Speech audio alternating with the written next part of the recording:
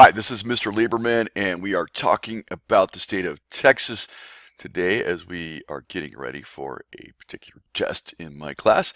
And I'm going to use this Prezi to kind of show you. So we're in the state of Texas. Sorry for the resolution. I'll have to figure out how to do that better next time. So this time we're going to have to put up with that a little bit. And first thing I want to do is look at this. Now, if I back up a little bit out of here, okay, I want you to notice this, right? Coming down through here, right? You see, this is the Rio Grande River coming from El Paso. And then it comes down and it swings north right here. By the way, this is the country of Mexico right here, right? This is Texas. This is Mexico. Here we go, and it bends north. It bends north. So what is this? And what is this region? Look at it. Look at all the mountains in Mexico. Really, it's part of the same region. And look at the mountains and the mountains and the Okay, we'll let you figure that out. Okay, moving right along to let's look at the whole thing. See, you can see some of the different things we're going to be looking at. And now this right here is I pinned Nacogdoches. This is the border. Okay, this is the border. What I did is earlier today is I drew a line from here to here, and that's 60 miles. It takes an hour and 15 minutes to get to the river here. Okay. Now, if you I'll back it up a little bit. It'll be, I think, a little more obvious to you. When you look at all this, you see how this looks very similar. What do you see there in the satellite photo?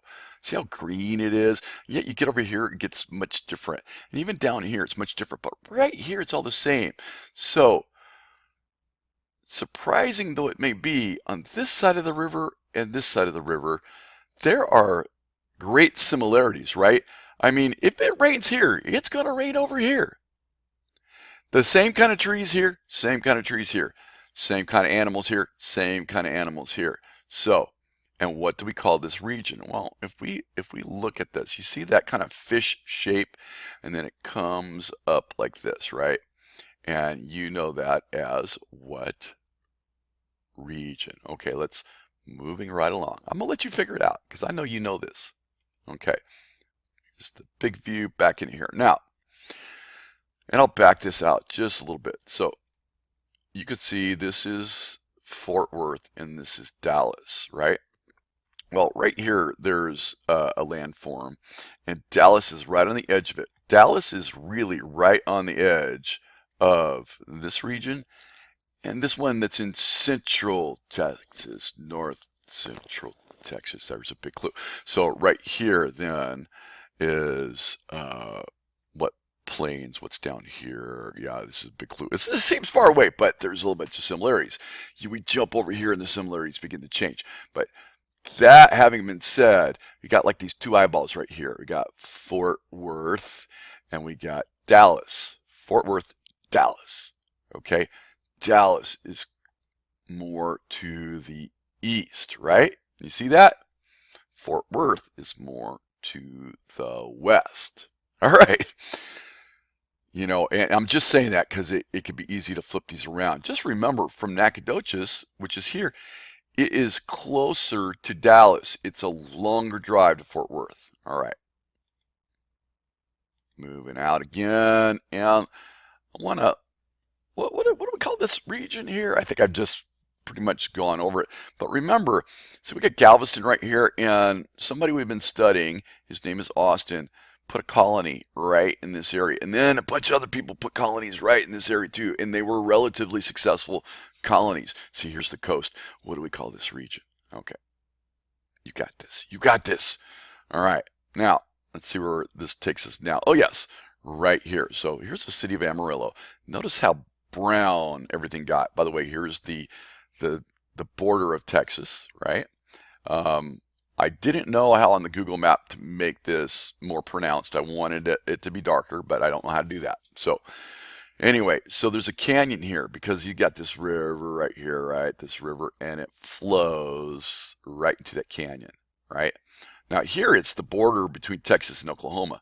The Red River borders the state of Oklahoma, okay? And it goes through Shreveport. The reason it's called the Red River is because It's red and it's navigable. I don't know what point it quits being navigable, but if you ever drive through Shreveport, you'll see the boats and the barges and everything else in Shreveport as you drive through. Okay, so Red River right here. And then we got, what's that name of that canyon? Starts with a P, it's 2 words, okay? P, 2 words.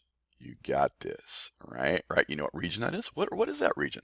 Okay, let me show you this. In case you, and notice there aren't region lines in here, but we got this. And it comes down here, and you can see this boot shape. You see it right there? Yep. And it comes right in there, and that's all part of this region. Now, there are sub-regions within the regions. There's 3 sub-regions. One's up here, one's over here, one's over here, okay? And I don't care if you know what the sub-regions are called, per se, but I do want you to know what this overall big region is called. It comes down in this boot shape, and it comes up in here. Notice part of it goes over here. See how that's a little bit different than that is over there? This region goes with this over here in Fort Worth, okay? So what is this region? In the Panhandle, okay? All right, and moving right along, what do we got next? Let's see where it's going to take us.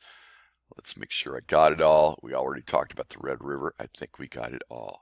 You are awesome, and just want to go over that because I know it's hard to keep in your head, but you got this. Not that hard, right? Okay.